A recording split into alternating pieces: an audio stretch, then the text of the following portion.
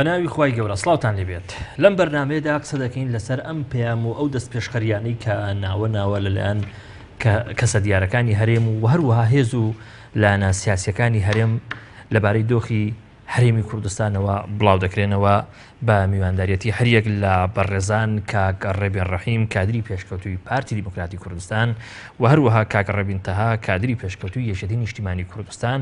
و هەروەها وا قەرارە لە ستۆدیۆی شاری هەولێری پایتەختیش بەڕێز کاک هۆگرت چەتۆ چالاکوانی کۆمەڵی مەدەنی لەگەڵمان بێت بەخێراتتان دەکەم زۆر سوپاس هەردوو لاتان کاک ڕێبێن ڕەحیم دەمەوێت لە بەڕێستەوە دەست پێ بکەم هەندێک هەند قسە لەسەر ئەوە دەکەن کە ئێمە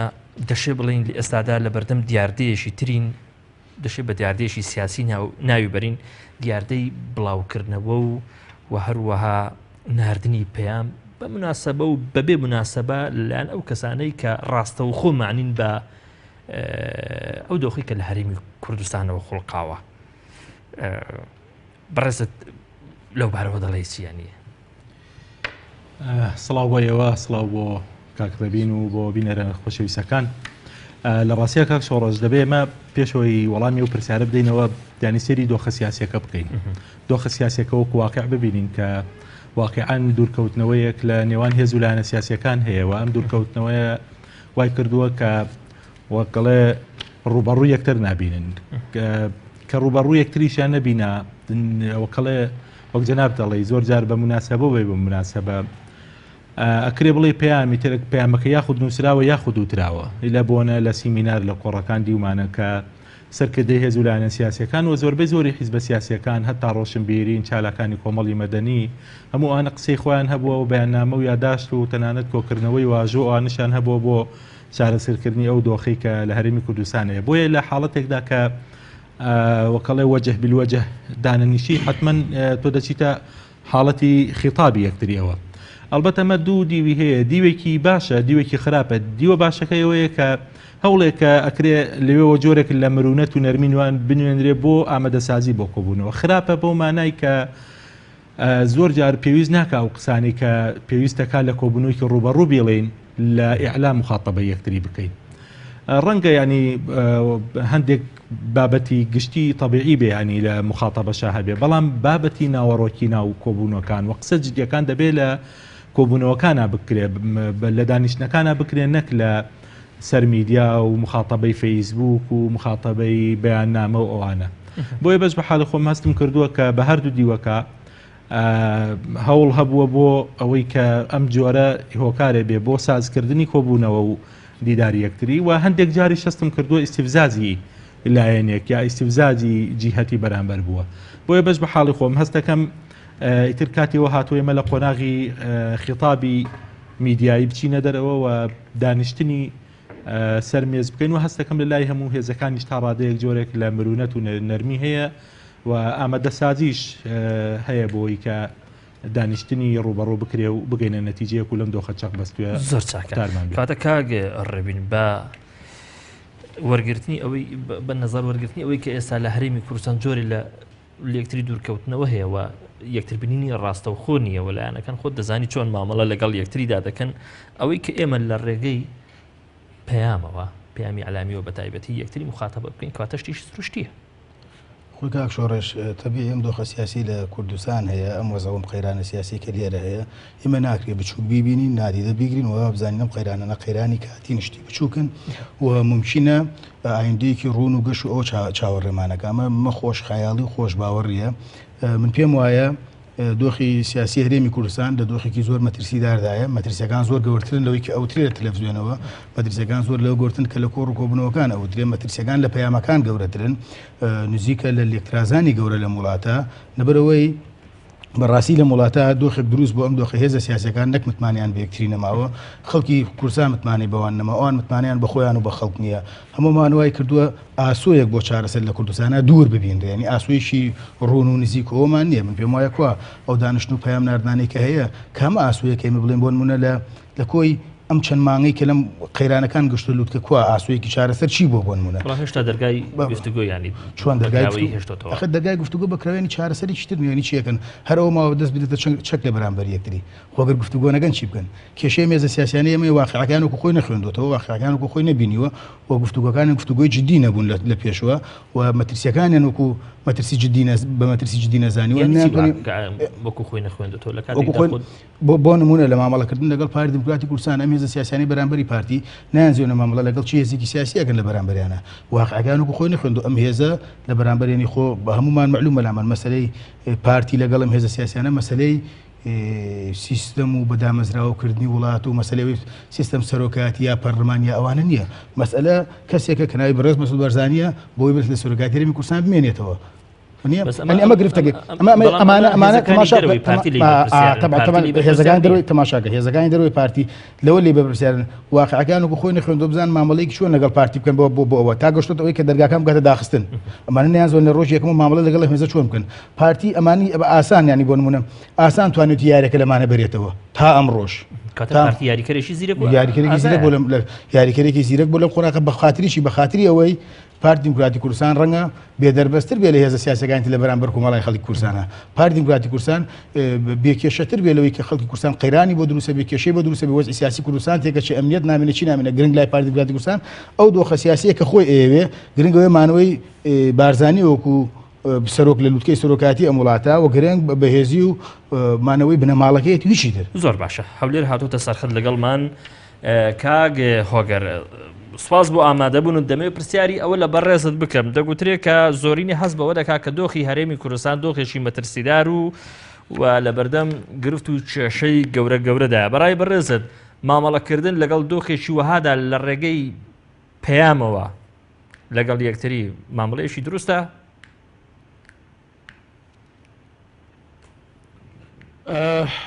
نابێت شک بۆ چوونی من ئەو پرسێکی ئاسان نییە و لە ڕێگای پەیام چارەسەر نابێت گرفتەکان گەورەترن بە حەقەت ڕۆڵ و ئەرک و زۆرێک لە کاری زێدەتری لەوە دەوێت برایان لەوێ تیشیان خستە چەند بابەتێک کە بە تەسەوری من گرنگن بەڵام بە بۆ چوونی من ئێمە لە هەرێمی کوردستان بۆ تەشخیصی ئەو بارودۆخی کە پێگەیشتوین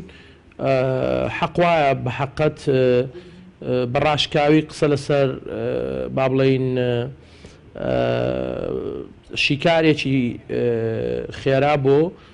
بارودۆخی سیاسی لە هەرێمی کوردستان بکەین لە چوارچەوەی ئەو شیکارە ئەوەمان بۆ دەردەکەوی کە یەک لازال هێزە سیاسیەکان لە هەرێمی کوردستان بەرپرسیارانە مامەڵە لەگەڵ هەموو ئەو ئەگەرانەی کە ئێمە ئێستا گفتوگۆی لەسەر دەکەین ناکەن ئەنجا ئەو بەرپرسیارەتیە و مامەڵەی بەرپرسیارانە بە پشتی جیاواز بەری هەر لایەنێک و هێزێک دەکەوێ و ممکنە ئەگەر لە ئێستادا بیر نەکەینەوە تا ئەو سنوورە گرانتر و قورستریش ئەو دۆزە بەرەو خراپتر ببات و ئەوەی کە پێشببینی نەکراوە بیبینین لانی دووەم بە بۆچوونی من لازال گوتاری سیاسی لە ئاستی گوتاری دەوڵەتداری و بەڕێوەبردننی مۆدێرنە لە حکومڕانەتی نییە لازال وەکو دوو خێڵ لازال وەکو ناوەندێکی با بڵێین پێنەگەیشتوو لە بواری بەڕێوەبردندا گوتار ئاراستە یەک دەکەین مامەڵە دەکەین تەنانەت پرۆسەی دیموکراسیش یا بەیەکەوە کارکردنیش یا هاوپەیمانەتی دروستکردنیش هەر لە چوارچەوەی ئەو بڵێن و پەیماننامە و یەکتر قبولنەکردن و ئەوانەدا دەبینینەوە بە بۆ چوونی من شەشەکان چاکر دەگەڕینەوە هەولێر کاگ ڕێبین کوێت لێوە بوو کە کاگڕێبین تا پێی وایە پارتی دیموکراتی کوردستان هەرچەند بەرنامەکە ئێمە قسەکردن نیە لەسەر خودی پارتی دیموکراتی کوردستان بەڵام دواتر لایەنێکی کێشەکەی دیگە بەڵێ لایەنیش سەرەشی کێشەکەی وەکو چۆن لایەنەکانی کە بەحماشێ لایەنن پێی وایە ئەم هێزە هێزێکی دەربەستە لە بەرامبەر کێشەکانی هەرێم ئەم قسێ تا چەند دروستە وڵا من ڕێزی بۆ چوونەکانی کاکڕێبی نەگرم ئەو ئازادە چۆن بیرەکاتەوە چۆنیش مخاطبی هاوڵاتیان یا وڵاتەیەەکە بەڵام من پێم وایە کە کاکڕێبین تەنانەت ئەنی جۆرێک لە وەکەڵێ پارادۆکسی لەگەڵ حیزبەکەی خۆی هەیە لە مەسلەی بابەتی دروستکردنی قەیران و ئیشکال بۆ هەرێمی کوردستان پارتی دیموکراتی کوردستان نەک ینی عجیبە هێزێک هێزی یەکەم بێ لە کوردستانە زۆرترین دەنگ و هاوڵاتی ئەم وڵاتی لەگەڵا بێ خۆی قەیران و گرفت بۆ هاوڵاتی ئەم وڵاتە دروستکە بۆیە ئەوە بە هیچ پێوەرێکی سیاسی تەقبولی ئەوە ناکات هێزێکی گەورە نەکردووە خۆ دەزانی یەکی لە قەیرانە دیارەکانی ئەم هەرێمە پەیوەندی بە سەرۆکی هەرێمەوە هەیە دەمیز باسی وەک ئەمە یەک قەیرانێکی تر پەیوەندی بە ناردنەوەی سەرۆکی پەرلەمان و هەروەها وەزیرەکانی هێزێکی دیاری ئەم هەرێمی کوردستانەوە هەیە کاتە بە هەرێمی کوردی کوردستان بۆچی بەرپرس ئەگەر مۆڵەت بی بۆت باس دەکەم جارێ هەر بۆ معلوماتی جەنابتان لە ماوەی 3 مانگی ڕابردووە 9 جار هەوڵی سەرۆکی هەرێم هەیە لەگەڵ هەموو هێز و لایەنە سیاسیەکان بە وەفد و بە بێوەفد بە ئاشکرا و بە نهێنی بە نووسرا و بە پەیام بۆ چارەسەرکردنی و دۆخی کە هەیە ئەمە یەک دوو کاک سعدی ئەحمەد پیرە کە ئەندامی مەکتەبی سیاسی یەکێتی نیشتیمانی کوردستانە و کاکڕێبینیش کادری ئەو حیزبەیە بە نەس لە میدیاکان وتی دوای کۆبوونەوەی هەموو هێز و لایەنە سیاسیەکان لەگەڵ سەرۆکی هەرێم جگە لە بزوتنەوەی گۆڕان کە ئامادە بوون وتی کاک مەسعود لەم کۆبوونەوە زۆر بێمنەتانە لە پۆستەکەی خۆی وتێتی کاکە حەلی ئەم کێشە ئەو هەیە یعنی ئەو سێخیارەی کە دەمەوێت جارێکی تر زۆر بە سورعەت بێڵە کاک مەسعود داوای لە کۆمیسیۆن کردووە کۆمیسیۆنی توانێت انتخابات بکە فەرمون وتێتی وەرن انتخابات بکەن انتخابات ناکەن ئەم هێز و لایەنە سیاسیانە خۆتان لەناو خۆتانە ڕێک بکەون کاندیدێک دیاری بکەن بیبەنە پەرلەمان شەرعەتی پەرلەمانی پێ بدەن ئەم دوانە ناکەن ئێمە ڕێگەی ترمان لە بەردەسانیە لەبەرەوەی لە بەردەمی شەڕێکی گەورە و تەحەدیایەکی گەورەین ئەرکەکانی خۆبەستن خۆ دەبێ یەکێک ڕایپەڕێنی ینی هەر بۆ نمونە هاوپەیمانی نێودەوڵەتی دژی داعش کەسێکی دەوێت کە مامەڵەی لەگەڵا بکە بۆ ڕوبەڕووبوونەوەی شەڕی دژی داعش ینی ئەمە خۆ ینی علاقەی بە مەسعود بەرزانی وەکو سەرۆکی هەرێمی هەر کەسێکی تر نییە یعنی ئەگەر بۆ نمونە ئەو هێز و لایەنە سیاسیانە پارتیشان لەگەڵ نەبوایە کاندیدێکیان هەبوایە لە پەرلەمانی کوردستان منتەخەبی ئەوان بواە یعنی دەبوو بێ ئەو ئەرکانە ڕاستپێرێ بیبا بەڕێەوە ئەمە لەسەر بابەتی سەرۆکی هەرێم و وازنێنانە پۆستوانە وەکەڵێەوە ئەوەندەی لەسەر وتراوە ئینە ناکرێت مەسلەی پەرلەمان و ئەوانە مەسلەی پەرلەمانی کوردستان ڕەتفعل لە کاک شۆڕش جناب دەزانی زۆر جار برادرانی بزوتنەوەی گۆڕان دەڵێن ئەوەی لە دوای 12 ئۆکتۆبەرەوە نیە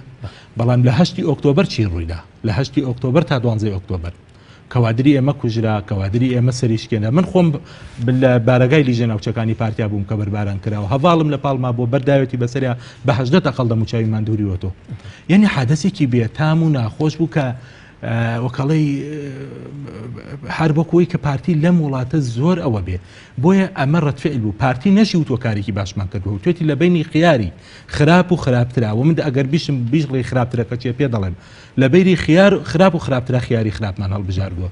نەئەکرا ئەو شتەی کە لێرە ڕوویدا بوو ئەو شەڕی کە خەریک و دەبووە شەڕی کۆمەڵایەتی کاک شۆڕش دەبووە شەڕی گەڕک بە گەڕک شەڕی ماڵ بە ماڵ خەڵک تاقیبی ئەوەی دەکرد بزانی کێ بەردی لێداوە نەدەکرا ئەمە بگوازرێتەوە بۆ بە تایبەت بۆ هەولێر چونکە هەولێر پایتەختی سیاسی هەرێمی کوردستان و علاقەی بە پارتیۆ نییە هەولێر دەیان کۆنسوڵخانەی وڵاتانی دنیا لەوێ بارەگای کۆمپانیا گەورەکانی دنیا لەوێن یعنی جۆرێک لە خۆ دەزانێت حکومڕانیکردنی هەرێمی کوردستان لە هەولێرەوە دەکرێت بۆیە پارتی نەهێشت ئەمە ببڕاتەوە ئەگەر دەڵێ خۆسەرۆکی پەرلەمانی کوردستان ئەوەیە کاکە یعنی دەبێت و هەمیشە دیوی ئەو کاینتر بخوێنەوە من هەرگیز ناڵم دکتۆر یوسف دەچوو لێ شەڕ بەردی لەگەڵ بارگەی پارتی دەکرد بەڵام ئەگەر بزوتنەوەی گۆڕان بەو حەجمی کە لێرە دەستی پێکردبوو و ئەگەر ڕێگریەکی نەبوو ئایا ئەمە نەدەچوە هەولێر بەنی بابەتەکە ئەم مدەی ساڵە کیفایەتە بۆی قسە لەسەر ئەم دۆخە کراوە ئێستا ئەوەی کە گرنگە یعنی من و کاک ڕێبین و کاک وەگەریش ینی ئەو شتەی ترچی ینی ئێمە دەبێت باز بدەین بچینە ئەو دی ئەو قەیرانانە ینی ئەو ئێمە چی ئاسوویەکمان لە بەردەسایە بە قەناعەتی من سەردانی ئەم دوایی دکتۆر فواد بۆ لای لایەنە سیاسیەکان هەرچەند لە سوسیال میدیا هەندێک قسە لەسەر دەکرێت بەس من دڵنیا دەکەم کە هەموو لایەنە سیاسیەکان بە بزوتنەوەی گۆڕانیشەوە جۆرێک لە تێگەشتنی و باشتریان بۆ دروست بووە من هیوام وایە کە ئەم جارە ئەم دەرفەتە لە دەست نەدەین پێشتریش لەگەڵ جەنابەت باسم کرد یعنی ئەوەندە گۆڕانکاریەکانی ئەم منتیقە ئەوەندە سورعەتن دەبێ فریای بکەوی و ئەگەر ئێمە بەم وەزعەوە بمێنینەوە فریا و دۆخە ناکەویت و دوا ئەکەوین بۆی هیوادارم هەمومان شان بدەینە بەر ئەو مەسئولیەتەی کە لەسەر شانمانە نەک ڕابکەینەوە بەر سیاسەتێکە لەسەر شانمان کاک ڕێبین کاگڕێبین پێی وایە کە دەبێ باز بدەین پێ وایە بە پەیام و بەم شێوازی مامەڵەکردنە کە ئێستا لە نێوان لایەن و وە کەسە دیارەکانی هەرێمدا هەیە ینی ئەم بازە دروست بکرێت کە گۆڕانێکی جەوهەری لە دۆخی سیاسی هەرێمی کوردستان دروست بکات. کاک شۆڕژگان واقعەکە لەوێ کێشەکانی هەرێمی کوردستان لەسەر پۆستی سەرۆکاتی هەرێمی کوردستان دروست بووە. کێشەکان پەیوەندی بە سەرۆکاتی پەرلەمانی کوردستانەوە نییە بۆی ڕوون بێ سوورەکە لە بەرچاومان. ئەگەر بڕیار وایە گرفتەکان لە هەرێمی کوردستان چارەسەر بکرێت دەست بۆ ئەسلی کێشەکە بەری کە گرفتە لەسەر پۆستی کێشەکە دیارەکە بەێ دەست بۆ بردنی تەماشاکە دەست بردنە بۆ تەجاوزی ئەمە چۆن نەکرێ ئەو لایەنێکی تەجاوزی ئەمە چۆن ئەکرێ ئەو لایەنێکی ئەبێت تەجاوزی بکە پارتی دیموکراتی کوردستانە بۆ نمونە ئێستاکە کاک ڕێبین قسەی لەسەرەوە کرد کە هاتنی فواد حوسێن بۆ لای لایەنەکان بە جۆرێک لە جۆرەکان لێک تێگەیشتنی دروستکە ڕەنگە مرونەتی دروستکردی پێشوانەوەی کە لە سوسیال میدیاوترێ بەڵام وانە هیچ شتێک نەکراوە بۆ نەکراوە لەبەر پارتی شتی نیشتیمانی کوردستان ئەمڕۆ دەڵێ کە نوێنەرەکەی بارزانی شتی تازەی پێ بووە شتی تازە چی شتی تازە ئەمە یەکاک شۆڕێژ پارتی چی تازی ببەخشێ بۆ ئەبێ قسە لەسەر پۆستەکەی سەرۆکی هەرێمی کوردستان بکرێت پۆستی سەرۆکی هەرێمی کوردستان کە داگیر کراوە خەڵکی کوردستان ئەیزانێ ئەم پۆستە شەرعەتی یاسایی لەدەستداوە 2 ساڵ درێژ کراوەتەوە لە بەپێی اتفاقی سیاسی لە پەرلەمانی کوردستانەوە بەڵام 2 ساڵی دوایە کە ئێستا لە پۆستەکە بەردەوامێکی اتفاقی سیاسی نییە دەنگدانیشی بۆ نەکراوە ڕێکەوتنێک نییە ئەم پۆستت کەسێک دانیشتۆ بەردەوامی پێداکە ناوی مەسعود بارزانیە بەڕاستی ئەسلی کێشەکەمێ ئەگەر قسەیەک لەسەر پۆستی سەرۆکی هەرێمی کوردستان نەکرێ قسەکردن لەسەر ئەو دوای کێشەکان شتی بچووک و لاوەکەین چۆن کێشەکان ئەسلی مەسەلە ئەوەیە ئێستا هاتون بۆ نمونە پارتی چی نەبیبەخشێ بەلایەنەکان کاک شۆڕ بەڕاستی بۆ نمونە پارتی دیموکراتی کوردستان دێڵێ سەرۆکی پەرلەمان یوسف محەممەد بگۆڕێ کاکە یوسف محەممەد نەک ئەگۆڕێ بدرێ بە پارتی پۆستەکە بۆ نمونە هەر سەرۆکی حکوومەت و پەرلەمان هەمووشی بۆ ئێوە پارتی چی هەیە لە بەرامبەر بۆ لایەنە سیاسیەکان پارتی چی هەیە لە بەرامبەر بۆ خەڵکی کوردستان بەڕێزێکی ناوی کاک مەسعود بارزانیە لەم دۆخە دژوار و ناسکەی هەرێمی کوردستاندا لە بەرامبەر میلەتەکەی و لە بەرامبەر کۆمەڵگەی نێودەوڵەتیش دەڵێ بە ئەرشی خۆم هەڵدەستە ئەمە هەیە ئەمە پێشکەش بە میلەت بەڕاستی زۆر قسە لەسەر کاک شۆڕش کەسێکە بێت لەگەڵ هاوپەیمانتی نێودەوڵەتی دژی داعش مامەڵە بکەوان ئەمە هەمووی بەڕاستی چاوەشەکردنی خەڵکە هەر کەسێک لە پێگەی سەرۆکیاتی هەرێمی کوردستانە بێ هاوپەیمانتی دژی نێودەوڵەتی دژی داعش مامەڵەی لەگەڵەکە هەر کەسێک لە پێگەی وەزیر پێشمەرگە وتم ئەگەر کەسێکی دریش منتەخەبی ئەم لایەنان دەبێت لە پۆستی سەرۆکی هێرەما دەبێت ئیشەکەی ئەوەیە کەس پێچوانەوەی لەسەری کۆچی مەبەستەکە لەمە یەکاک شۆڕش هەر کەسی کتر بێ وەرکە ڕاپەڕێنە بۆ یەکێ مەسعود بارزانی نەبێ کەسی شتر بێ خۆمە چ گرفتێکەیە نەک گرفتێ خۆی گرفتەوە کە مەسعود بارزانی ئەمێنێتەوە کەسی شتر نییە ئەگەر قەرار بێ من حەز دەکەم یەک نمونە باسکەم لەسەر مەسەلەی دەستەوە دەستکردن دەسڵات بەڕێز بارزانی لە بۆ پێگەی ئەلمۆنیتەرەڵێ من واز لە پۆستەکەم ناهێنم تا دەوڵەتی کوردی هەڵبەتەمە هەر تەنیا ئەو جارە شوتی و جارانی تر قسەی بۆی نەکرد بۆ مۆنیتەر چەند مانگێک لەمە بەرەم قسەی کرد تەواو بوو لە شوێنەکانی تر ئەمەی نەوتووە ئەڵێ من دەستبەرداری پۆستەی ڕا لە مەسئولیت ناکەم تا ئەوەندەی دەوڵەتی کوردی ڕاگەێنین ئێتر خۆ ئایزانە دەوڵەتی کوردی کوێ جا کاتی خۆشی من بیرمە لە کتێبێکی بەرتارەکە تۆفان ژیاننامەی مەرحوم مەلا مستەفای بارزانیە بە فارسی بڵاو کراوەتەوە و کەسیشی نزیک لە پارتی دیموکراتی کوردستان سەرپرشتیەوە بڕیارە تەرجەمە بکرێ بۆ کوردی و میدیاکانی پارتی گرنگی زۆریان پێداوە لە چاپێکوتنەکە بەڕێز بارزانی لەگەڵ خوا لە خوش بارزانی لەگەڵ میدیا ئێرانەکانی ئەڵێ من ئەم کاروانە لە 28/3/74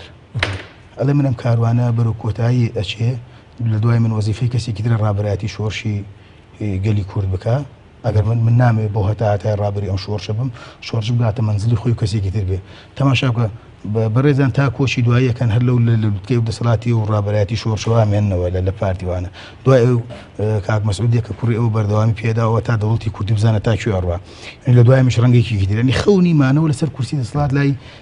لای بارزانیەکان وێنی خەونیشی زۆر عەجیب و غەریبە قسە لەسەر وێمانە نایەنێت دەستبەرداری کورسی دەسەڵات بن حەقیقەتە کاکڕێبین ئەگەر لە دەرەوەی بارزانی و لە دەرەوەی بنەماڵی بارزانی و لە دەرەوەی پارتی دیموکراتی کوردستان کەسانێک و هێزگەلێک نەبێ ئەم جۆرە خەونانیان هەبێ بۆچی گلەی لە ماڵی بارزانی و لە بارزانی و لە پارتی بکەین خەونی دروستکردنی دەوڵەت بەنمونە بەڕاستی کاک شۆڕش نامێ قسە لەسەر خوێن زۆر مەسەلەی دەوڵەت بۆ مەسەلەیەک نییە زۆر قسەی لەسەر بووین لەبەرەوەی دەوڵەت لە دنیا ئێمە هەرێمی کوردستانمان پێ ئیدارە نادرێ بەم هێزە سیاسیانەوە کە هەیە ڕێک ناکەوین لەسەر پۆستی سەرۆکی هەرێمی کوردستان ئێمە دنیایە کەسمان تەجاوزی ئەوی ترمان ناکەین ینی بۆ منە تەجاوزی کێشەیەک ناکەین بۆ چارەسەرکردنیان برانە قسەکردن لەسەر دەوڵەتی کوردی لە بەرامبەر چییە کاکە کامە ژێرخانی ئابووری ئێمە بۆ دەوڵەتی کوردی کامە ژێرخانی سیاسی ئێمە بۆ دەوڵەتی کوردی کامە پەیوەندەکانی ئێمە لەگەڵ دەوروبەر بۆ دروستکردن وانە هەموو تەبیعی کەسێک مافە و ئەو مافە ئەبێ هەربێتە دی و بێ کوردەوڵەتی هەبێ و خەونی هەموو میلەتەی ئێمەیە ئێستاش هێزەکەی من داوای مافی چاری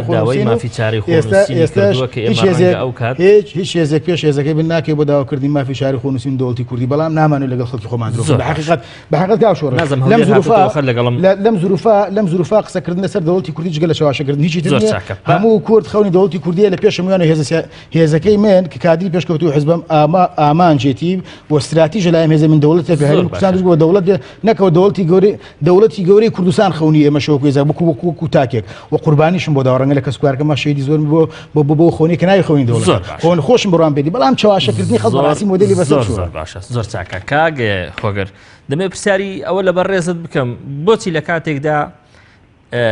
هێز و وەلایەن و کەسە دیارەکانی هەرێم بەردەوام پەیامیان هەیە بەردەوام دەست پێشخەریان هەیە بەڵام ئەم پەیام و ئەم دەست پێشخەریانە شتێکی ئەوتۆ لە دۆخی ئێستای هەرێمی کوردستان ناگۆڕن بۆ بەڕێز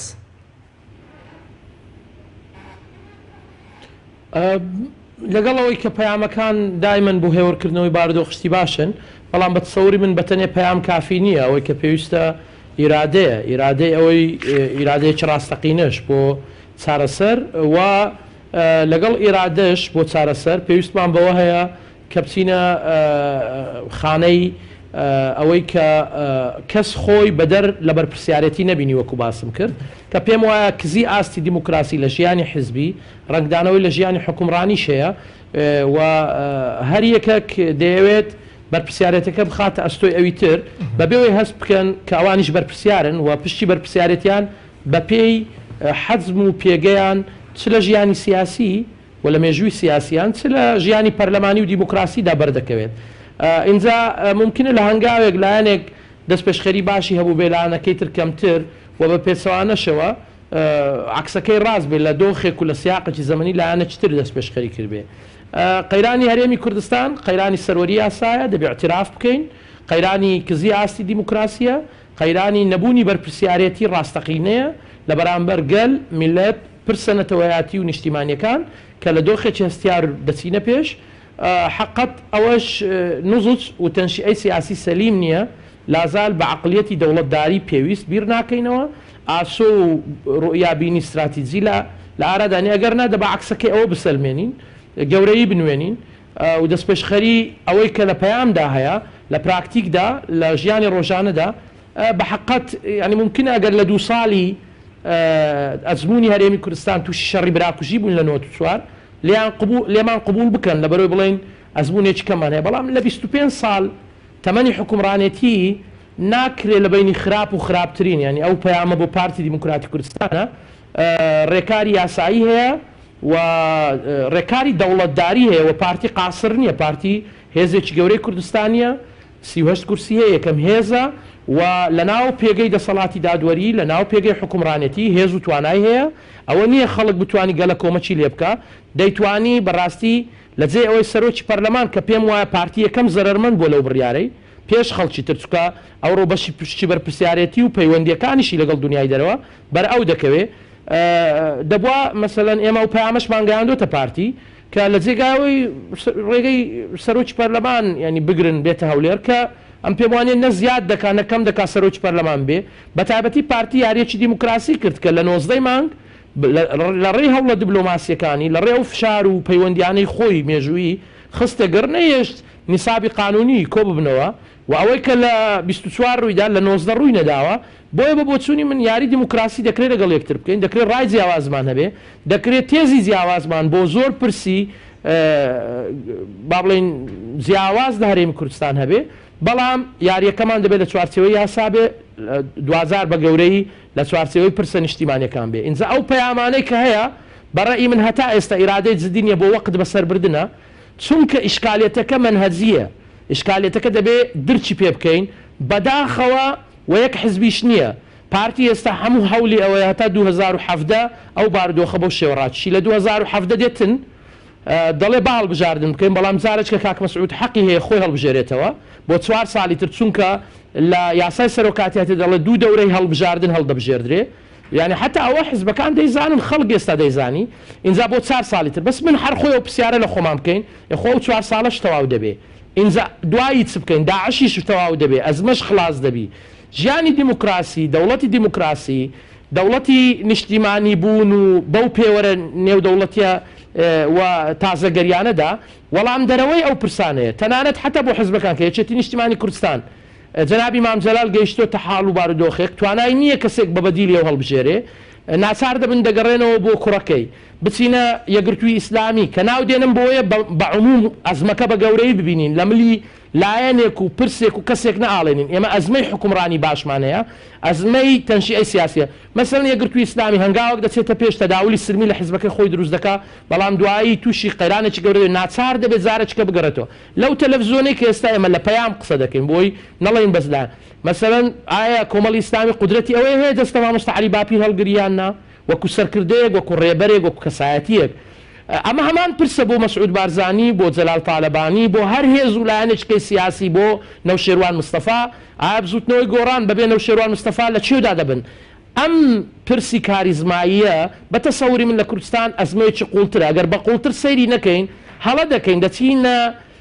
ڕتوشەکانی دەبینین لایەنەکانی دەبینین و طبعا ئەوەش ئێستا بە من بڵێ بەیانی دروست دەبێ ئەمە پلاچی کارەبانی ئەمە گەورەبوونە لە مناڵیەوە دەبێ تەنشیعی کۆمەلگاچی دیموکراسی پێشکەوت و مەدەنی بکەین کە قبولی ئەو تەداول لە سلمیە گۆسڵتە هەبێ بەهێمنی متمانە دروستکەین ئەو متمانەیەش یەکێک لە مشکلەکانە ئەگەر ئەوە تەواو بکەم ببوورە یعنی هەندێک جار حتا ئەو گۆڕانکاریەی داواشی دەکەین دەبێت لەسەر ئەساسی متمانە بێ ینی هەوڵ دەین بە یەکتری بڵێن ئەگەر ئەوڕۆ من دەسەڵاتم بەیانی دەکرێت و دەسەڵات بی بەڵام بۆ لە ناوبردننی من نا بۆ مۆنۆپۆلکردنی کایەکانی گەشەی کۆمەڵایەتی ئابووری سیاسی مەدەنی نییە میدیایی ئەم مۆدێلە کە لە هەمانی سیستەمی شمولیدا هەیە کۆتایی پێهات زۆر باشە کۆمەڵک شتی وروژان کاکۆگەردەمەوە کاگ ڕێبین لەسەر دانیشیان بوەسم کە پەیوەندی بە پارتی دیموکراتی کوردستانەوە هەیە کە ئەم بەڕێزە ئاماژەی پێدا و دەگوترێ ڕەنگە لە هێشتنەوەی ئەم دۆخە بە چەکبەستووی یان لەوەی کە بەرەو خراپتری دەبا پارتی تێدا بەرپرسیار بێ دەگوترێ وەکو عقدەیەکی مێژووی وەکو کێشەیەکی تاریخی کە بەردەوام لە مێژووی مامەڵەی ئەم هێزە دووبارە دەبێتەوە ئەویش پەنابردنی ئەم هێزێ بۆ خراپتر لە نێو خراپترین دەگوترێ هەرگیز ئەم هێزە لە ئاس گەورەی خۆی مامەڵەی بەرپرسیارانەی نەکرد من هیوادارم بەقەدەر ئەو دوو برادرە کات بە من بێ بۆ قسە خۆم طبعا من وەکەڵێ هەستم کرد ینی کاکڕێبین هەندێک لە تەورەکەت چووە دەرکە بابەتی مانەوەی پۆست و وەکەڵێ بنەماڵی بارزانی حەزیان لە پۆستە جارێ پۆست لە هەرێمی کوردستانە ئەگەر مەقسەدی پۆستی حیزبیەوە علاقی بە ئێمەوە هەیە کێ لە پۆستی حیزبیای کەیەتە سەر پۆستی حکومی هیچ پۆستێک لە کە بنەماڵی بەرزانیایەنە طبعا بۆی کەس مزادی پێوە نەکا شخصی بەرزانی خۆی ئەڵێ ئەم پۆستەی من شەرعێتی یاسایی یان پاڵپشتی یاسایی کەمە لاوازە تەنانەت ینی مودەیەکی زۆریشە لە دوایی لە کۆتایی بەیاننامەکانیا کە دەنووسێ مەسعود بەرزانی نەدەنووسێ سەرۆکی پارتی نەدەنووسێ سەرۆکی هەرێمی کوردستان یعنی مامەڵەکردن لەگەڵ واقعا بۆ ڕایکردنی ئەو دۆخەی کە هەیە هیچ کەس نەیوتووە ئێمە ئەم کورسیە بەرنادەین فەرموو ئینتیخاباتێک بکرێ کاندیدی کێ دەرەچێ پیرۆزی بێ و خۆی دەڵێ ینی ئەمە پێویست بە مزایدەی کەس ناکە پێویست بە تەحلیلی کاکڕێبین ناکە بۆ کاک مەسعودی بکات دەڵێ کێ دەردەچێ من بە مانگێک من ئەمە تێ بڵێم بەێت دەڵێ وای بەستم ئەوەی بەقاتەکردنیە دەڵێ وا بکەن وانەکەن لە ئەرجی واز نایەنێ قەڵەم و کاغەزی لایەتی بنی خۆ بنووسە مقاتەعەم نەکردین ئەمە بەس لە ئەرجی واقعان پیاواز نایەنێت ئەڵێ مەقسەد هەرچێ بنووسە کاکڕێبین ئەگەر حەز ناکەنانی بچینەوەی کە مخاتەعەیەک بکەین خۆ ئەم سەرۆکی هەرێمە خۆی دەڵێ من ئەم پۆستە کێ دەبێ بە سەرۆکی هەرێم لە ماوەی مانگێکا دەور و تەسلیمی ئەم سەرۆکایەتی هەرێمە هەر لە جەبەوە تاوەکو ئەو جانتای کە هەمووی لەگەڵ دەکەم کاکە چی هێزیە کاندیدی کاکە بە حیزبەکەی جەنابی شێوە چی هێزیە کاندیدێکی هێناوە بۆی کەی بکات جگەلەوە بێتە سەر بە هەندێک بابەت وردی بکەین و بۆ علاقەی بینی پارتی و یەکێتی ئەو کاکڕێبینیش ڕەنگە دەزانێ یەکێتی نیشتیمانی کوردستان بە ئیتیفاق پۆستی سەرۆکی کۆماری عێراقە بەڕێز کاک دکتۆر فواد مەعسووم هەیەی پۆستی سەرۆکی هەرێمی کوردستان لە هەرێمی کوردستان بۆ ئیتیفاقی کە لە 15 2007 لە بینی تاالبانی و بەرزانی واژۆ کراوە کە هیچ کەسێک تا ئێستا ناوێکی تیا جورئەتیەوەی نییە بتوانێت واژۆی تاالبانی بسڕێتەوە پۆستی سەرۆکی هەرێم بۆ پارتی ئیتر پارتی اختیار دەکات ئەمە ناخر کە دەڵێ کەسێک واز لە کورسی نایەنێ ئەمە بابەتێکی ئیستیفزازی ئەمە یەک دوو باسی دەوڵەتی کرد دەڵێ دەوڵەت خەونە و شعری و ئەوە نه ئەزەکەم بزانی پارتی بە درێژایی مێژووی خۆی شیعاری هەڵ نەگرتووە لە قەبارەی خۆی گەورەتر کاتێک و داوای ئۆتۆنۆمی کردووە ئۆتۆنۆمی چەسپاندووە لە عێراقدا بۆ کورد داوای لامەرکەزی کردووە لامەرکەزی چەسپاندووە کە داوای فیدراالیش کرا لە پەرلەمانی کوردستان و پارتی و لایەنەکانی کرد شرحی ئەوە بە من مەکە هەموو هێز و لایەنە سیاسیەکان بڕۆرە بۆ وەسائقی پەرلەمانی کوردستان ئەو فراکسیۆنەی کە داوای کردووە دەزانی بۆی لەبەرەوە ئێستا نەبێتە مزایدێکی سیاسی من بۆی بیزانی کاگرێبین فراکسیۆنی گەتی نیشتمانی کوردستان ئاڵا هەڵگری ئەو مەشخەڵەیەک فیدراڵە لە ئەمە بشاریتەوە باس یەکێتی نیشتیمانی بەڵێ کوریەوە داوای فیدراڵتان نەکرد عزیزەکەم داوای مافی شارە خۆنووسینتان نەکرد یعنی مافی شارە خۆنووسین ئێستاش یەکێکە لە استراتیژی بەرنامەکان بە شعار ئامادەکاری تەماشاکە ئامادەکاری بۆ دەوڵەت ئامادەکاری بۆ دەوڵەت بۆ زۆر ناکردی بۆ ئەخر کاکسۆ عەدالەتی با لە کاتەکان نەبێ بە مەسەلە ئەوە نیە خودەشەوە لێ ئەگەر بتوێت بەقەوت دوو ئێستا دەچمە سەر پرسیارەکەی تۆ یەک دوو دەڕەسەر دەوڵەت سێ پایە زۆر مهمی هەیە داراییە پلانی سەربازیە پەیوەندی نێودەوڵەتەکانە هەرێمی کوردستان ئێستا لە قەیرانی داراییە وەکو چۆن هەموو دەوەلی ناوچەکە لە قەیرانی داراییە لە ڕووی سەربازی و لە ڕووی پەیوەندی نێودەوڵەتی و هەرێمی تورکیا لە کاتی خۆی داموچە وەردەگرێت هاوڵاتیانی ئێران بە هەمان شێوە هاوڵاتیانی ئوردون و کۆمەڵی کێشە و گرفتی ئابووری هەیە نە هاوڵاتیانی ئێرانی نە تورکی نە ئوردونی باس لە سووریا ناکە بکە بۆ خۆی نازانی مەقسەدم چی بوو لەو دیێڕە آخر تۆ ئەزانیی تورکیا دەوڵەتی ئێسەی تورکیا میراتگەری ئیمپراتۆریەتی عوسمانیە دەوڵەتی ئێسەی ئێران میراتگەری ئیمپراتۆریەتی سەفەویە کورد لە ساڵی 2000 لە 92 ڕاپەڕینی کردووە لە 2003 بودجێ بۆیە لە 2015 نەوتی کردووەتە ناوبواری و ئەیفرۆشێ ئەتۆ قیاسی من دەکەی بە عێراق کە لە 1922 منەوتە فرۆشێ مامەڵەی پارتی لە بەرامبەرەکانی ئەوە خوێندنەوەیکی زۆر هەڵەیە حەزەکەم بزانانی خوێندنەوەیکی زۆر هەڵەیە من بلایەن ینی ئەگەر بیتە سەر هەڵبژاردننی خیاری خراپ و خراپترین هەمیشە خراپەکان دیار بووە ینی لایەن هەیە لە وڵاتە لە شا خەتاوەکو ئەو کەتەی کە شەڕی ناوخۆ هەبووە کەوتویانە شەڕ دروست بوو لە فلان شار لە فلان شاقوتیانە ئەو لایەنە و فلان کێتر ینی پارتی نەبووە تەرەفی شەڕ پارتی نەبووە تەرەفی خیاری خراپ بەڵام واقع کاکە خۆ تۆ سیاست دڵداری نییە سیاست مامەڵەی لەگەڵ واقعە تۆ لێرە دەکرێت بە سووتماک لێرە بارەگات دەسووتێنرێ کاکە حەزەکەم زانی بە بەرچاو تۆ عالەمت دێنێتە خوارەوە ڕسمی سەرکردەکە دێن دەیسووتێنن یعنی ئیتر خۆ چما سوکاتی لەوە زیاتر چییە یعنی تۆ هەر ئەبێ دانیشی هەر لەبەرەوەی دیموکراسی تو یعنی هەر زۆر خۆ ناکری ینی تۆ ئەبێ ڕێگەی پەرلەمانی من لەگەڵ کاکۆگرم دەڵێ ڕێگەی پەرلەمانی چۆن لە نۆزەی مانگ هەر بە ڕێگەیەکی دیموکراسی کۆبوونی زێرانی ئەوەی کرد ئەوەی بکردایە حاڵەتەکە زۆر تاری ئەو کتوپڕ بوو کاکە بەهمەن کاکە عەبدوڵڵا کە مەسئولی ناوچەی پارتی بوو لە کەلار ئەی قیڕان مەکتەبی سیاسی پارتی هاتین کوشتینان کاکە یعنی کادری پارتی چەخۆ خراپ بۆ سەرمەری یعنی هی ئەوە نەبوو تۆ بڵێ وەڵام من وەفدێکە نێرم و پەلەمەکەن و باچم لە ئوتێلی پێنجە سێرە دانیشتم و گفتوگۆیەک بکەین وەزعەکە چارەسەرکەین و بە شەرتێک هەموو قیادەی سیاسی پارتی ئەوەی لێرە و ئەوەی لە دەروی ئێرەشە بە تەلەفۆن بە پەیوەندی لەگەڵ جیهاتی ئێرە یخۆ کەس یعنی کایەتە سەرینەکە هەمووی کەس خۆی نەدەکرد بە خاوەنی بەڵام ئێمە دەمانزانی ئێمە معلوماتمان بوو پەیوەندی تەلەفۆنیمان لابوو نووسراومان لابوو نووسراوی ژووری پەیجووری گشتی بزوتنەوەی گۆڕانمان لەلایەکە داوای ئەمەدەکاری کە ئەچۆن ئەوە ینی حیزبێک 70 ساڵ تەمەنی بێت چما نەزانێ بە بەرنامە شتی ئاراستە دەکرێت و هەر لە خۆیەوە هەڕەمەکی بنێشێتە سەر بابەتێک بۆیە ئێمە من دڵنیام ئەوە قسەی حیزبەکەی کاکڕێبینیش نییە کە دەڵێت دەوڵەت بەمشی ئێمە هەرێمێکمان پێ نابرێ بەڕێەوە ئێمە هەرێمێکمانەیە لێرە ڕاستە لە قەیرانی دارانیین و کۆمەڵی گرفتی ناخۆیمانەیە بەڵام لە ناوچەکە لەو ناوچەی کە هەیە لەبەرەوەی کە دەوڵەت نین وەسیادەی دەولیمانەیە جۆرێکە لە ئیزدیهار و پێشکەوت زۆر باشە یعنی بە هەموو هێزولایەنەکان کاکە خۆتە نامڵکی پارتی نییە کەتی بۆ خۆی ناکە بەخاوەنی ئەو پێشکەوتنانی لە وڵاتانی دیموکراتی کوردستان کراوە بە عەلاقەیەک بە تایبەتی ئەم چوار هێزە هەرچی کارێکە پێویستە ئەمان بیکەن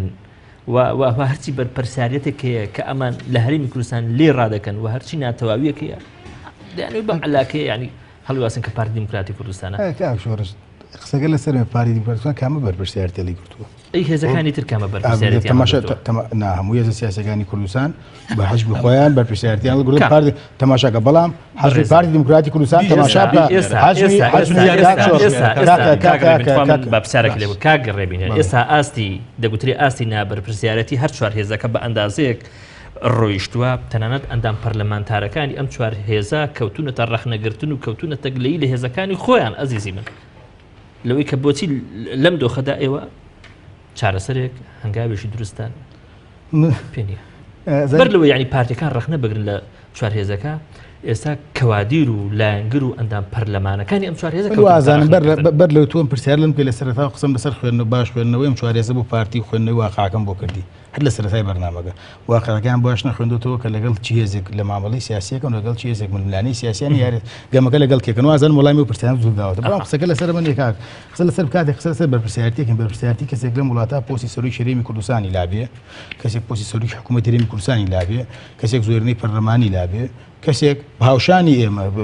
ئەوە واقعەکە لە وڵاتە دابشکردنی هێزەکان ئەو بەشێکی گەورەی هێزی سەربازی ئەمنی ئەم وڵاتی لابێ و چۆن ئێمە شتامانانی بەستم کە بەرپرسیارەتەکە بچێت لەسەر ئەم هێزە سیاسیە بەرپرسیارەتی لە هێزەکانی تر گەورەتر و زیاترە و پێویستە تەحملی مەسئولیەتی ئەم هەرێمە بکە بەڵام لە سای ئەم هێزە سیاسیەوە ئێمە سەرۆی شێرێمەمانەیە کاک ڕێبین خۆی کادری پارتیە ئەڵێ کاک مەسعودی شەوالە لە ئێمە شەرعەتێکی یاسایی لاوازی هەیە لە سەرۆی کات ینی ئێمە گەشتنەوە دۆخێک پۆستێک کە ناوی سەرۆکی هەرێمی کوردستانە بەڕای ئەو هەربەتە بەڕای من زۆر نایاسایە دانیشتنەکەی داگیرکردنە بەڕای خۆی زۆر شەرعەتێکی لاوازی یاسایی هەیە بۆمانەوە لە سای ئەم هێزە سیاسیانەی کە هەیە تەتەوری ئیجابی بێ لە هەڵوستی چیانی خۆ بۆ نا تەتەوری ئیجابی ئەوەی ئەوانە بێن پۆستەکە ڕادستی خەڵکی کوردستان ڕازی پەرلەمانی کوردستان بکەنەوە و ڕادستی یاسا و قانونی لە وڵاتە بکەنەوە ئەمە تەتەوری کۆتایی سەرەتا یەک شتێک کاک شۆڕش ئەسڵی کێشەکە لەسەر پۆستی سەرۆکاتی هەرێمی کوردستان کورد یعنی ئەی بێمە دوای ئەم یاریە بکەوین هاتوین پۆستەکان کورد بکەنەوە لە مەسەلەی سەرۆکاتی پەرلەمان و ناردنەوەی وەزیرەکان و ئەوانە یعنی تو ئەسڵی کێشەکە لەکوێ دروستە بێ ئەسڵی کێشەکە لەسەر پۆستی سەرۆکاتی هەرێمی کوردستانە ئیتر بۆ بین مامەڵ لەگەڵ بکەین وڵا یوسف محەممەد بێتەوە بە سەرۆکی پەرلەمانیان نەبێتەوە کێشە چارەسەرەکی وەزیرەکان بڕۆن تەماشا بکە بۆ کاکە بارزانی لە 2016 5 پەیامی ئاراستە کردووە دار پێنجدەم پەیامە داواکە لایەنە سیاسیەکان ڕێک بکەون بشنە پێشەوە و لایەنە سیاسیەکان یەکڕێزی بپارێزن لایەنە سیاسیەکان ئەم دۆخە تێبپەڕێنەوە و لە دوای پەیامەکان ئێستا فێر بووە ئاراستەی پارتی دیموکراتی کوردستانیشەکە وەکو ئەوەی پارتی دیموکراتی کوردستان لە هەساری کتر بێ و ئەم شەر بە ئەندازە یەکێتی یا گۆڕان لە پارتیەوە نزیک بێ وەکو خۆی سەرۆکی ئەم پارتە نەبێ پەیامەکان ئێستا وای لاتوە یعنی ئەمە ئەسڵی کێشەکەی بەڕێز بارزانی لە خۆی دەست بکە کە خۆی سەرچاوی کێشەکەیە پۆستێکی ناوی پۆستی سەرۆکی شێرەمی کوردستانە ئەم پۆستە بەوە نادری خۆمە دوکان نییە کاکێکی تر بێ من بیدەم بە ئەو ئەمە چی ئەمە ڕایبە وڵا کەسێکی تر بێ منم پۆستەیە دەمێ ڕادستێکم فەرمو چێتان هەیە بیبن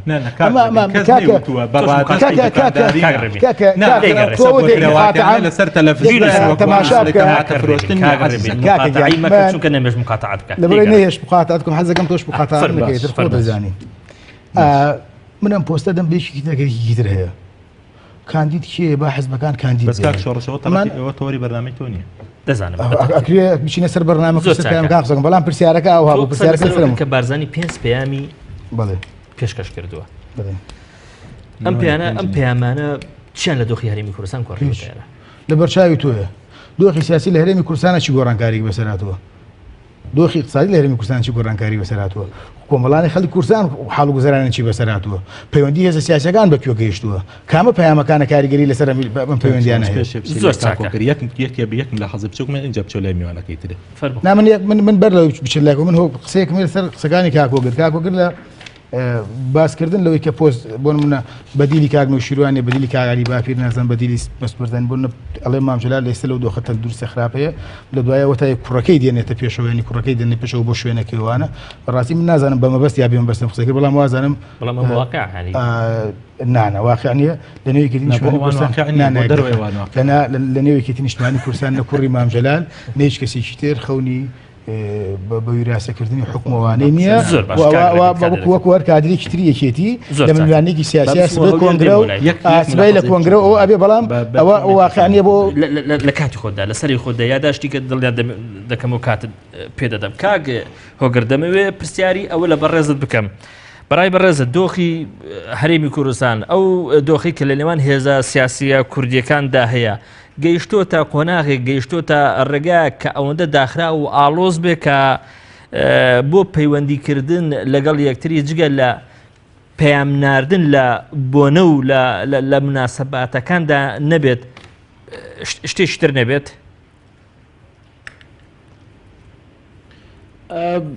بە بۆچوونی منی کەسی ئەوەی لە پەیامدا دەبیندرێەوە جەنابەت باسی دەکەی کە لە بۆنەکان پەیام هەیە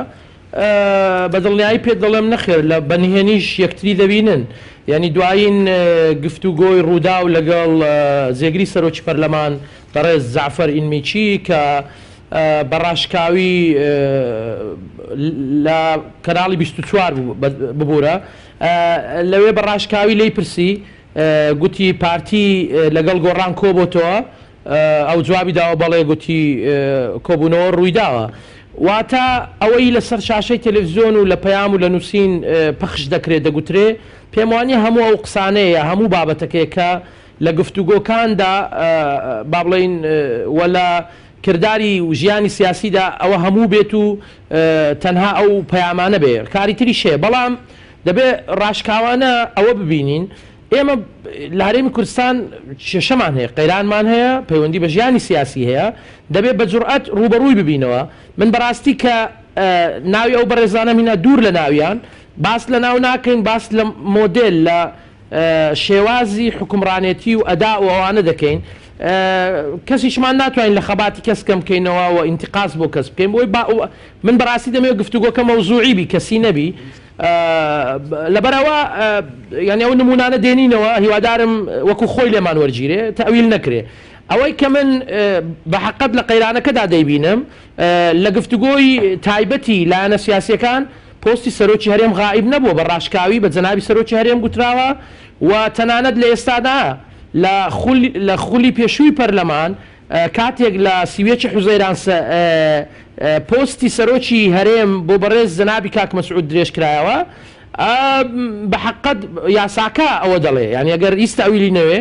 دوو بەشە و بە ڕاشکاوی هاتووە دەڵێ جەنابی سەرۆکی هەرێم 2 ساڵ بۆی درێژ دەکرێتەوە لەم 2 ساڵە دەستور دێتە پێش و ئەمە بۆ درێژکردنەوەش نییە ئەی نابی بۆی درێژ بکرێتەوە واتە پەیامێکی ڕازگۆ لە ناو یاساکەدا هەیە کە هێزە سیاسیەکان بە شێوەیەک لە شێوەکان داخوازی تا ئەبد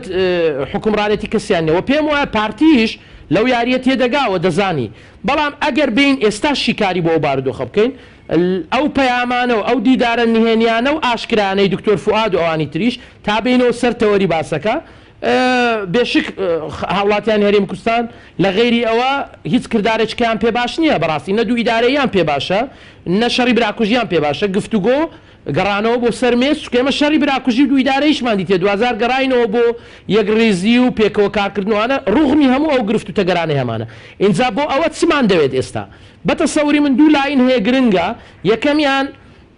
ئەو پرسە نیشتیمانی و ئەو قەیرانانەیە کە هەیە کە ڕۆیا دیدی کۆمەڵانی خەڵکی کوردستان بە هەموو هێز و لایەنە سیاسیەکان بەبێ ئیستیسناکردنی بۆ ڕوبەڕووبوونەوەی چۆن بین دیدە نیشتیمانیەکانمان تەحەدیەکان کە قۆناغێکی هەستیاری مێژووی هەیە لە بەرامبەری چۆن بین ڕوبەڕووی ئەو قەیرانانە بینەوە کە لە هەرێمی کوردستان لە ئێستادا هەیە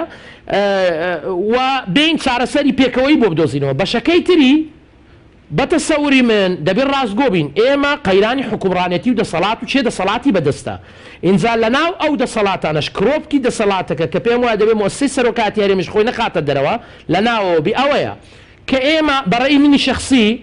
هەتا ئێستا هێز و لایەنە سیاسیەکان کێشەی کەسیان لەگەڵ خودی کاک مەسعود نییە لە غیابی مام جەلال شفای بۆ دەخوازین چاک ببێتەوە پیاوێکی تێکۆشەر ڕۆڵێکی گەورەی هەبووە لە غیابی سەرکردەیەکی وەکو عەبدوڵڵا ئەوجەلان کە ئێستا لە بەندیخانەیە کاک مەسعود ممکنە لەوە کۆدەنجیەکە بێت لە پارچەکانی تری کوردستانیش کە سەرکردەیە کە دەتوانێت ڕۆڵی باش بجێڕێ لە کاتێک کە خۆی بە نوێنەرایەتی هەموو هەرێمی کوردستان دەبینێ و ئەو ڕۆڵە دەبینێ نەک خۆی بە سەرۆکی پارتی دیموکراتی کوردستان چکە گەر وای کرد ئەویش بەڕاستی لە دەور و ڕۆڵی کەم دەبێتەوە دێتە خوارتر کە خەڵک داوای زۆرتریان لەو هەیە بە حکمی تێکۆشانی بە حکمی ئەزمموی بە حکمی علاقاتی اینجا پێم وایە لەسەر خودی خۆی مؤسسەی سەرۆکاتی هەرێم تێبینی نییە ئەوەی تێبینی لەسەر هەیەەوە دەبێت و تێبینیش بە ڕەحابەت سەدر وەرگیری ئەوەیە لە شێوازی حکومڕانێتی چۆن هاوبەشی بە شەریکەکانی دەکات لە حکومڕانێتی لە دەسەڵات لە بڕیاردان لەگەڵ بەغدا پەیوەندیمان باش نییە چۆن ڕاوێشکەین پێش هەر بڕیارێک نەک بڕیار بدەم دوای ڕاوێشکەم لەگەڵ تورکیا اتفاقی استراتیژی چۆن ڕاوێشکەین لەگەڵ ڕۆژ ئاوا زۆر چاکە بڕیار دەدەین ئەلێرە ئەگەر بمبەخشی بەس قسەکەم تەواو دەکەم بۆی چەمکەکە بگا ئەویش بە کورتی ینی لە قەوسێکدا ئەوەیە پێم وایە کۆدەنجی ئەگەر لەسەر خودی کاک مەسعود خلافی لەسەر نەبێ لە سەمۆسەکە نەبێ لەسەر پارتیە تەنازولات بکات لە شێوازێک مۆدلێک لە بۆ ئیتیفاقیەکی نوێ لە بۆ ڕێککەوتنێکی نوێ کە چۆن ئیدارەی حکومڕانەتی لە هەرێم بدرێت. زۆر باشە پێم خۆشە تەجاوزی وەڵامدانەوەی یەکتری بکەین کاتمان کەم ماوە من با پرسیارێک لە بەڕێزت بکەم کاگە دەڕێبین لە میانی قسەکانی پێشووتریدا کاگێ هۆکرد قسەی لەسەر ئەوە کرد کە پێویستە کەس خۆی لە دەروی بەرپرسیارەتی نەبینێ دەگوترێت بەشێکی ئەو پەیامانە لە ڕاستیدا بۆ خۆت زیینەوەیە لە بەرپرسیارەتی بە تایبەتی لە بەرامبەری خەڵک لە ڕاستیە من بۆی تەجاوزی ئەوە بکەین من وەڵامی ئەو کاتڕێبیتا نادەمەوە بەتاکی دەزانم کات ئەوەی کەمی ماوە بابەتەکە خۆت زیینەوە نیە لە مەسئولیت و بەرپرسیارەتی جارێ بەنسبەت پارتی دیموکراتی کوردستان بە درێژایی مێژوو هەتا ئەم قەیرانە گەورانی کە ڕووی لە مەرێمە کردووە ینی حەزەکەم هەر بۆ جارێک وەکو ڕیسێرچێک وە بیرخستنەوەیەکی گەورە کە ئێمە قەیرانی داراییمان لە 2014 هەیە کە بەشی بجێ ئێمە لە عێراق بڕاوە قەیرانی شەڕی داعشمانەیە کە 1050 کیلومتر شەڕی دژی داعشە قەیرانی ئاوارەمانەیە لەسەر هەرێمی کوردستان قەیرانی دابەزینی نرخێنەوتیشمانەیە بەم قەیرانە گەورانەشەوە ئێمە توانیمانە تەحملی بەم طبعاً هاوڵاتیانی هەرێمی کوردستان مەسئولیەتی گەورە و ئەرکی گەورە و قورسایی گەوریان لەسەرشانەوە وەکەڵێ هەر هێزولایەنێک بێوێ خۆی لەوە بدزێتەوە هەڵەیەکی گەورەیەکە توانیمانە تەحملی ئەو دۆخە بکەین و پارتی دیموکراتی کوردستان بە درێژایی زۆر خراپ دەزانم کە خەریکە ڕایەڵەکانی ناو کۆمەڵگەی کوردی دەزانین چۆن بابەت ئەوە نییە کە وەکەڵێ پێداویستی هەبێ و ئەزمەی پێچارە سەر نەکرێ ینی وەکەڵێ شمەکە بێ کاڵا هەبێ و خەڵکی پێبرسی بکرێ بابەتەکە ئەوەیە کە لە ئەسڵانیە و دەبێت کاکڕێبین و منیش و کاکۆگریش بزانین کە هەموو ئەو پشتانی لە وڵاتە هەن بە دەستکەوت و بە کێشە و گیر و گرفت و قەیرانەوە هەمومان تیان مەسئولین و بەتایبەتەیەکێتی و پارتی کە دوو هێزی گەورن و دوو هێزن دەتوانن هاوکێشەی هەرێمی کوردستان بگۆڕن هەر بۆ نمونەیانی کە ئەو وەزعی لە بینی بە پارتی دیموکراتی کوردستان بزوتنەوەی گۆڕان هەیە ڕاستە ینی قەلەقیەک و لەنگی هێز و تەوازن و ئەوانی دروست کرد بەڵام نەیتوانیوە بێت بە هۆکاری دوو ئیدارەی لە مەرێمە نەیتوانیوە بێ بە هۆکاری تێکدانی ئیستیقرار ناگاتەوە دڵنیا دەکەم یەکێتی نیشتمانی کوردستان و پارتی دیموکراتی کوردستان زۆر لەوە بەرپرسیارانتر مامەڵە دەکەن کە لە بەردەستمانایەوە من دەمەوێت ئەوە بڵێم ینی بۆی لەم هینە دەرچین لەم مەعمەعی وەڵامدانەوە دەرچین ئێمە دۆخێکی گەورە لەم ناوچارڕۆدا ینی جەناب دەزانی لە ماوەی یەک هەفتە گەورەترین هاوپەیمانی خەریکە لەم منتیقە دروستەکرێت لە بینی تورکیا لە نێوان تورکیا ئێران رووسیا و ئەمڕۆستینیشی هاتوۆتە پاڵپشت بۆ ئەوە ینی معادلەی ئەم منتیقە هێندە خێرا و گوزەرەیە کاتی ئەوە نییە کە ئێمە دابنیشین جارێکی تر بڵین پارتی تاوانبارە گۆڕان تاوانبارە هەر کەس لەم دۆخە کە هەمومان بەقەت شانی خۆمان بەرپرسیارەت و مەسئولیتمان لەسەر شانە و دەبێت ڕایپەڕێنین دەبێت لە ئاستی ئەو مەسئولیتە شابین و منوەکو کادرێکی پارتی پێش هەموو هێزولایەنەکە سیاسەکان ئەم قسم بۆ پارتی دیموکراتی کوردستانە کە ئێمە ئەگەر لەم دۆخە زیاتر ببمێنینەوە تەحملی ئەو بار و دۆخە نێو دەوڵەتیە ناکەن کە لەم ناوچا گوزەرێت و لەو دەستکەوتانەی ئەخر یەک ملاحەزی یەکینی بچوو کەڵەمێ کۆمنتی بچوو کەڵەم وێڵێ کۆتایی پێێنم کاتێک کە شۆڕشی شێخ مەحموودی نەبەر لە 1990 دروستە بێت لە 1970 کۆتاییش جەنگی جیهانیەکەم هاتووە لە 1970 کێکەکەی ئەم منتیقە لە بینی هێزلێزەکانە دابەش بووە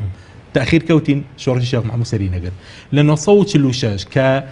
کۆماری مەهاباد دروستە بێت لە 1940 تا 45 کێکی ئەم منتیقە جارێکی تر لە دوای جەنگی جیهانی دووەم لە نێوان هێزولایەنە زلێزەکانی جیهانەدا بەشەکرێ بۆیە کۆماری قازی بەو دەردەبرا ئێستا ئێمە یەکەم جارە دوانەکەوتوین لەو هەلو مەرجێکە لە منتیقە دەگۆڕێ و دەبێت ئێمە وەکەڵێ ئەو دیفاکتۆی کە هەمانە و ئەو دەستکەوتانی دەمانەوێت بەدەستیان بخین ئەگەر بەم دۆخەوە بڕۆینە ناوی هیچمان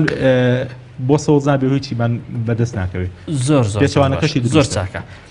لە ئێستادا چ لەسەر ئاستی لایەنەکان لەگەڵ یەکتری چ لەسەر ئاستی شەقامیش سارد و سڕیەک لە پێشوازیکردن لە پەیام و لە دەست پێشخەریەکان هەستی پێ دەکرێت هۆکاری بەڕای بەڕێزت ڕاستی خەڵکی کوردستان چاوەڕێن هەرێکێک لەو پەیامانە یا دەست پێشخەرانە شتێک لە دۆخی سیاسی هەرێمی کوردستان بگۆڕێ لەبەرەوەی دۆخی اقتصادی هەرێمی کوردستان پەیوەندی بە بە تاک بڕیاری سیاسی لەم هەرێمەوەی پەیوەندی بە لەنگی بڕیاری سیاسی و ناهاوسەنگی لە بڕیاری سیاسی لەم هەرێمەیە کەوای کردو قەیرانی اقتصادیشمان بۆ دروستکار لەم هەرێمە کەوای کردو لە هەندێک شوێنە ڕەنگە قەیرانی نەک نایبنین خێران دیاردی خراپی بۆشایی ئەمنیش دروست بێ لە هەندێک حاڵەتەوەوانە کە ڕەنگە هەندێک لە ئاڵۆزی و ئەوەی خۆپشاندان وانش بۆ خۆ ئەساسەکەی گەێڕێتەوە بۆ پەیوەندی سیاسی خراپی لە نێوان هێزولایەنە سیاسەکانی کوردستانە هەبووە لەسەر ڕادستکردنەوەی دەسەڵاتی ڕادستەکردنەوەی دەسەڵاتەوەوانە گرفتەکان دروست بوون خۆپشاندان کراوە خەڵک شەهید کراوە نازانم بارگا سوترە هەمووانە کاردانەوەن کاردان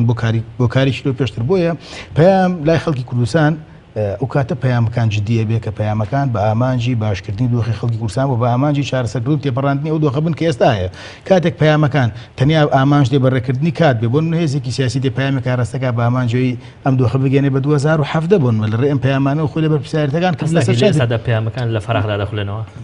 هیچ معلومە پەیامەکان نەکاریگەریان هەیە لە ئێستاە نە پەیامەکان هیچیان لە دۆخی خەڵک گۆڕیوەنە ئەوەیە بەڕاستی تر کاتی ئەوە نێبوون نە قسە لەسەر ژمارەکە بکەین ئەوەندە پەیام هاتووە ئەوەندەی ڕۆشتووە ئەوەندە کاریگەری ئەوەی نییە قسە کاتی ئەوەیە هێزە سیاسەکان دابشن بەڕاستی قسە لەسەر چارەسەرکردنی ئەم دۆخە لە هەرێمی کوردستان بکەن کاتی ئەوەیە هەموو دابشن ئەو یەکریزەی کە باسەکرێ قسە لەسەر